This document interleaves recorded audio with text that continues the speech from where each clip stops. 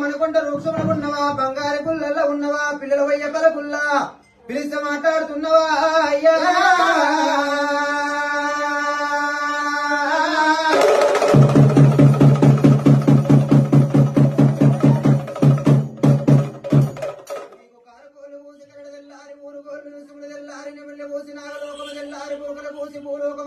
బొమ్మంత పొద్దెక్కి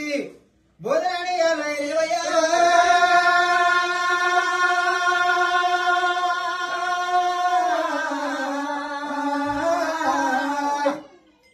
పుట్టింది బుధవారము కోరింది ఆదివారం అచ్చమాదివారము పుట్టు బుధవారము ఆనందం ఆనందమా